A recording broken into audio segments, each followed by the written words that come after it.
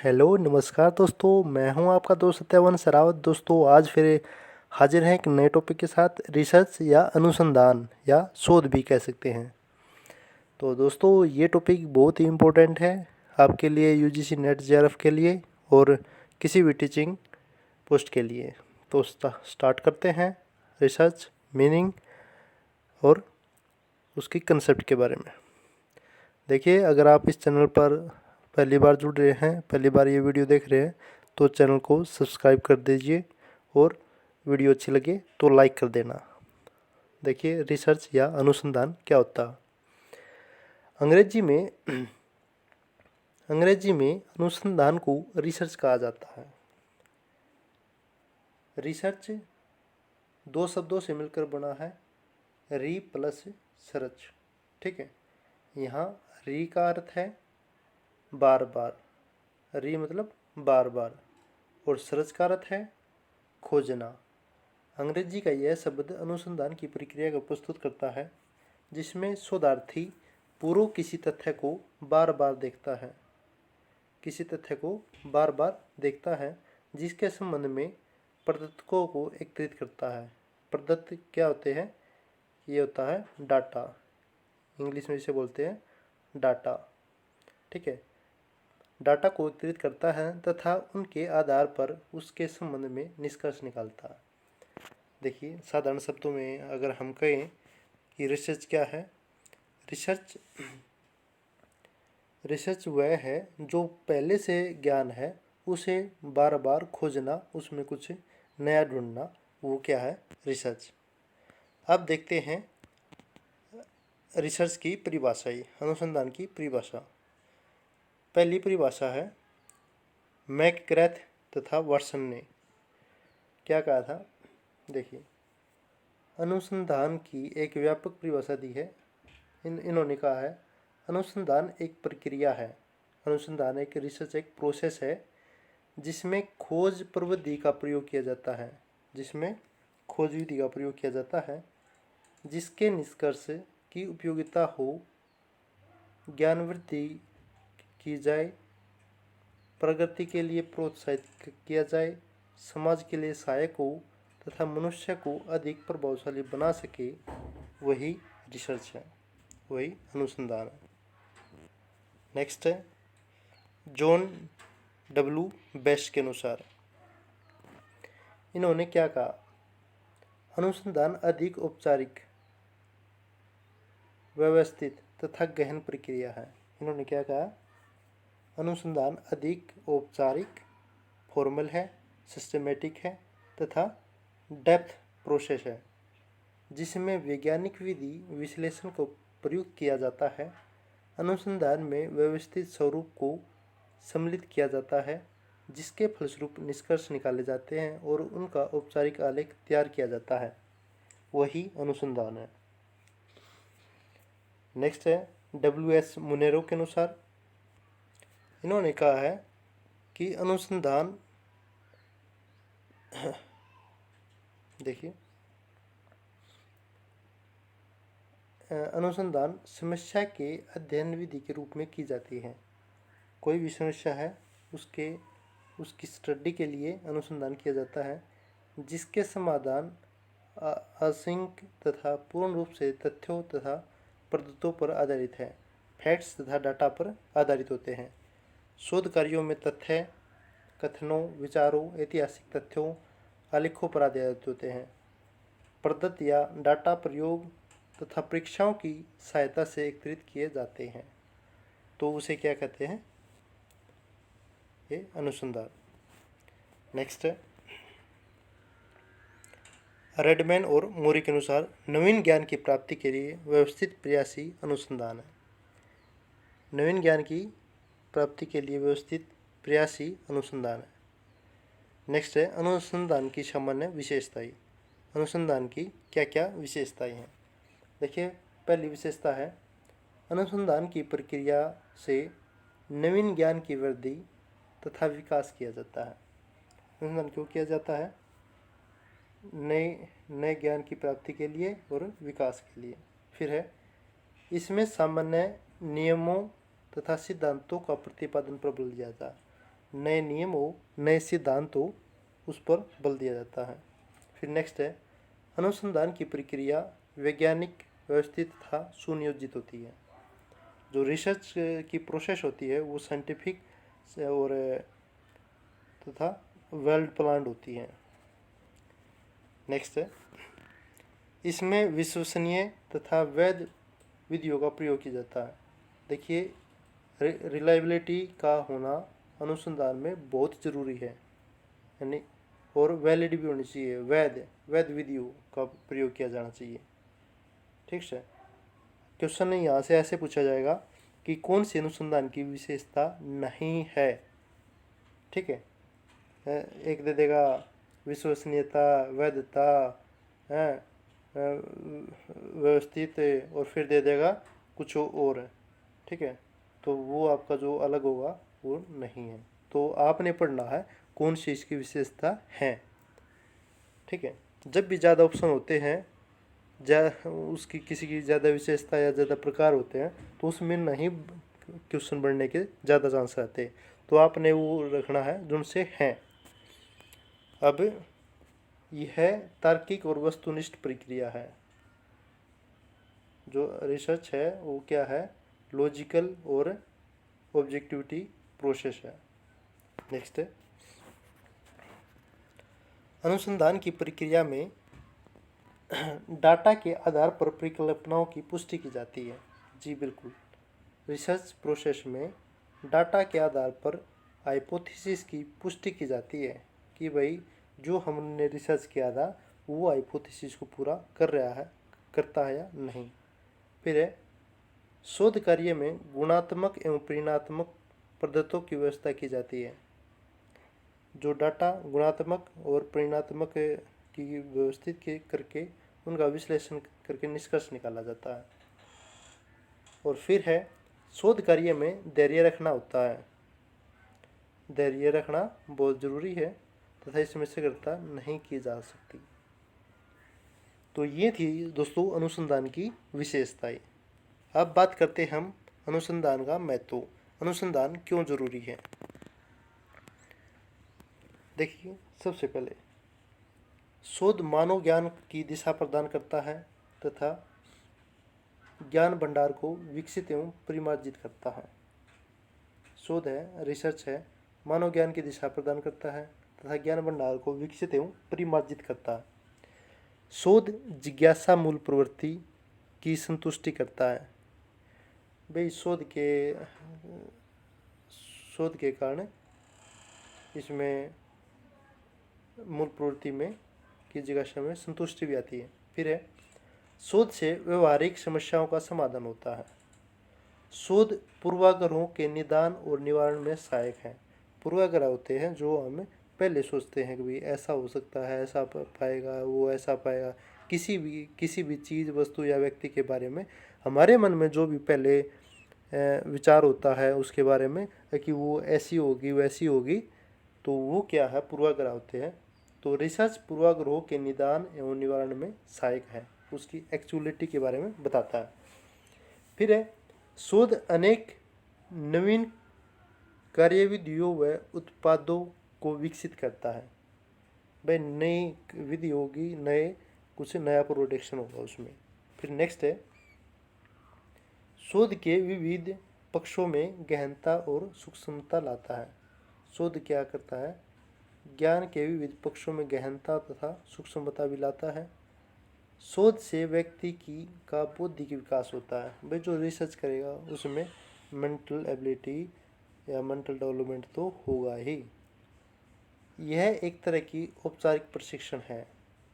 भाई फॉर्मल है, सारा सुधा सिस्टमेटिक ढंग से किया जाता है, लिख के किया जाता है। जो सिस्टमेटिक ढंग से और लिख कर किया जाए वो विधि कौन सी होती है, औपचारिक विधि। नेक्स्ट है, अनुसंधान नए सिद्धांत का सामान्यीकरण करने के लिए हो सकता है। और फिर है, अनुसंधान रचनात्मक के विकास के लिए भी हो सकता है। भाई क्रिएटिविटी भी होता है, कुछ भी नया जो हम ऐड करते हैं, जोड़ते हैं, तो वो क्या है, रचनात्मक होता है। तो ये थी दोस्तों अनुसंधान के महत्व या अनुसंधान की इम्पोर्टेंस। नेक्स्ट बात करते हैं हम अनुसंधान प्रक्रिया के चरण, रिसर्च प्रोसेस स्टेप्स। शोध एक प्रक्रिया है जी दोस्तों, आपको ये याद रखना है शोध क्या है। शोध एक प्रोसेस है, ठीक है। शोध एक प्रोसेस है, प्रक्रिया है जो कई चरणों से होकर गुजरती है। जो ये चरण निम्नलिखित है। फर्स्ट जो चरण है वो है अनुसंधान समस्या का निर्माण करना। सबसे पहले हमें अनुसंधान रिसर्च की जो समस्या है उसका निर्माण करना। भी क्या समस्या है, ठीक है, ये बताता है क्या, इसमें क्या, कैसे व कब, कब कहाँ, इनका वर्णन, इनका जिक्र किया जाता है। वही इसका प्रोसेस है, चरण है। देखिए, सबसे पहले आपको क्या करना है, अनुसंधान समस्या का निर्माण करना है। फिर है समस्या से संबंधित साहित्य का व्यापक सर्वेक्षण करना है। वही समस्या का पता लग गया, फिर उसका सर्वे करो, ठीक है। फिर क्या है, परिकल्पना या हाइपोथेसिस का निर्माण करना है कि भाई वो चीज़ ऐसी होगी, वहाँ ऐसा होगा, मैं ये ढूंढने की कोशिश कर रहा हूँ। तो वो क्या है, हाइपोथेसिस या परिकल्पना होती है। ये क्या, ये पूर्वाग्रह है जैसा भी कह सकते हैं इसे, ताकि उसके बारे में पहले से हमने कल्पना करना। फिर है शोध, शोध की रूपरेखा या शोध प्रारूप, रिसर्च डिजाइन तैयार करना है। जैसे हम घर बनाते समय उस पहले नक्शा पास करते हैं कि क्या कौन सी चीज़ कहाँ होगी। तो वो क्या होता है, वो जैसे घर का डिज़ाइन होता है, घर का नक्शा होता है, वैसा ही शोध का डिज़ाइन, रिसर्च डिज़ाइन बोलते हैं या शोध रूपरेखा या प्रारूप बोलते हैं। तो वो भी तैयार किया जाता है, करना होता है इसमें। फिर है नेक्स्ट है आंकड़ों एवं तथ्यों का संकलन। भाई आंकड़े और फैक्ट्स का एकत्रित करना हमने क्या, जब ये डिजाइन हो गया, अब हमने क्या करना है। आंकड़े दो प्रकार के होते हैं दोस्तों, एक फर्स्ट है प्राइमरी और एक है सेकेंडरी। प्राइमरी कौन सा होता है, जो रिसर्चर या शोधकर्ता स्वयं स्वयं जाकर फील्ड में करता है। और ये क्या होता है, सेकेंडरी या द्वितीयक आंकड़े कौन से होते हैं, जो इंटरनेट बुक्स या मैगजीन्स या पत्र पत्रिकाएं के माध्यम से इकट्ठे करते हैं। तो अब क्या करता है रिसर्चर, शोधकर्ता आंकड़ों एवं तथ्यों का संकलन करता है। फिर आंकड़ों तथ्यों का विश्लेषण एवं उनमें निहित सूचना पैटर्न रहस्य का उद्घाटन करता है। और फिर प्राकल्पना की जांच करता है, हाइपोथेसिस की जांच करता है। और फिर नेक्स्ट है सामान्यीकरण या जनरलाइजेशन एवं व्याख्या करता है उनकी। और फिर करता है शोध प्रतिवेदन या रिसर्च रिपोर्ट तैयार करता है कि भाई हमने इस रिसर्च में, इस शोध में, इस अनुसंधान में यह प्राप्त हुआ, ठीक है। तो वह रिसर्च रिपोर्ट कह सकते हैं इसे, निष्कर्ष कहते हैं, निचोड़ कह सकते हैं। तो ये थी आपके शोध के प्रोसेस। इन चरणों से होकर रिसर्च को पूरा किया जाता है। एक बार फिर मैं आपको रिवीजन करवा रहा हूँ, ये बहुत इम्पोर्टेंट है। सबसे पहले क्या है, समस्या, समस्या का अनुसंधान, समस्या का निर्माण किया जाता है। फिर समस्या से संबंधित साहित्य, फिर बस आप इसे याद करो, सर्वेक्षण किया जाता है। फिर परिकल्पना बनाई जाती है। फिर डिजाइन, रिसर्च डिजाइन तैयार किया जाता है। आंकड़ों या तथ्यों का एकत्रितकरण या संकलन या इकट्ठा करना कह सकते हैं। फिर वही सूचना या पैटर्न रहस्य का उद्घाटन करना, आंकड़ों का विश्लेषण करना। फिर परिकल्पना की जांच की जाती है। और फिर सामान्यीकरण और रिपोर्ट, रिसर्च रिपोर्ट। तो अब नेक्स्ट चलते हम शोध के प्रकार। शोध के प्रकार, शोध के उपयोग के आधार पर कौन सा प्रकार है, विशुद्ध या मूल शोध, प्योर या फंडामेंटल रिसर्च। फिर है काल के आधार पर ऐतिहासिक शोध और वर्णनात्मक शोध काल, यानी कि इसे समय के आधार पर भी कह सकते हैं। तो ये क्या है, ऐतिहासिक शोध, हिस्टोरिकल रिसर्च है भाई, किसी भी इतिहास को राजा महाराजे या जो भी प्राचीन हमने खोजने हैं वो इस शोध के अंदर आ जाएंगे। हमने कुछ पुरातत्विक खोज करनी है, ठीक है, वो हिस्टोरिकल रिसर्च में आते हैं। फिर वर्णनात्मक या विवरणात्मक, डिस्क्रिप्टिव रिसर्च, इसको हमें इसमें पूरी व्याख्या करते हैं कि भाई वो क्या मिला, क्या बिल्कुल डिटेल में किसी भी चीज़ के बारे में, वर्णनात्मक। और फिर है शोध के कुछ अन्य प्रकार है। वर्णनात्मक शोध, शोध के देखिए, शोधकर्ता का चरों पर नियंत्रण नहीं होता, सर्वेक्षण पद्धति का प्रयोग होता है, वर्तमान समय का वर्णन होता है, मूल प्रश्न होता है क्या है। इसमें जो वर्णनात्मक डिस्क्रिप्टिव रिसर्च है, इसमें क्या होता है, वेरिएबल्स पर नियंत्रित नहीं होता, ठीक है। चर क्या होते हैं या वेरिएबल्स क्या होते हैं, जो किसी वस्तु, घटना या तथ्यों का किसी के परिणाम स्वरूप कोई भी रिजल्ट आता है वो वेरिएबल्स या चर कहलाता है, ठीक है। इसमें क्या, वर्णनात्मक शोध में क्या होता है, क्या है, मूल प्रश्न होता है क्या करना है, क्या वो करना। फिर है विश्लेषण शोध, एनालिटिकल रिसर्च, शोधकर्ता का चरों पर नियंत्रण होता है, शोधकर्ता पहले से उपलब्ध सूचनाओं एवं तथ्यों का अध्ययन करता है। तो इसमें क्या है, एनालिसिस करता है। जैसे हम पेपर दे गए तो हमने ये पता होता है कि भाई इतने के क्वेश्चन हमने किए हैं, इतने क्वेश्चन हमने नहीं आते थे, इतने के मार्क्स हमारे। तो ये क्या है, एनालिसिस, विश्लेषण, ठीक है। फिर है विशुद्ध या मूल शोध,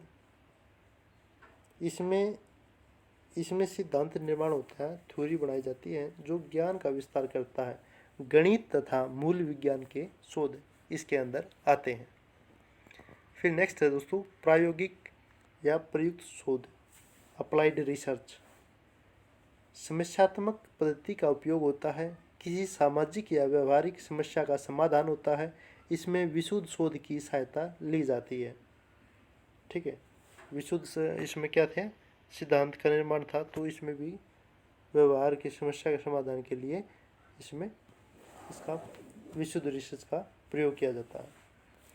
फिर नेक्स्ट है मात्रात्मक शोध, क्वांटिटेटिव रिसर्च, इस शोध में चरों की संख्या या मात्रा के आधार पर विश्लेषण किया जाता है। और फिर है गुणात्मक, क्वालिटेटिव रिसर्च, इस शोध में चरों का उनके गुणों के आधार पर विश्लेषण किया जाता है। और फिर नेक्स्ट है सैद्धांतिक शोध, थ्योरेटिकल, इसमें सिद्धांतों का निर्माण किया जाता है। फिर है अनुभविक शोध यानी कि एम्पेरिकल रिसर्च, इसमें क्या होता है, प्रेक्षण, ऑब्जर्वेशन होता है, कोरिलेशन होता है, एक्सपेरिमेंटल होता है। और फिर है दोस्तों नॉन एक्सपेरिमेंटल रिसर्च, यानी कि वर्णनात्मक शोध के समान होता है ये। फिर ऐतिहासिक शोध है, बताया था मैंने क्या था पहले, क्या था क्या नहीं था, इतिहास को ध्यान में रखकर शोध किया जाता है। और नैदानिक शोध है, इसमें क्या हुआ, डायग्नोस्टिक, इसमें उसका उपचार किया जाता है कि समस्या का समाधान के लिए। तो दोस्तों आपको ये वीडियो कैसी लगी, अच्छी लगी है तो लाइक करना और अपने दोस्तों को शेयर करना। दोस्तों अगर आपको कुछ इसमें गलत लगा है या कुछ भी ऐसा है तो मुझे कमेंट बॉक्स में बताना है। और दोस्तों आशा करता हूँ कि अगली जो वीडियो होगी और भी अच्छी होगी, और इसके अलावा रिसर्च से रिलेटेड जो भी है टॉपिक है वो मैं नेक्स्ट वीडियो में बताऊँगा। तब तक के लिए धन्यवाद, थैंक यू।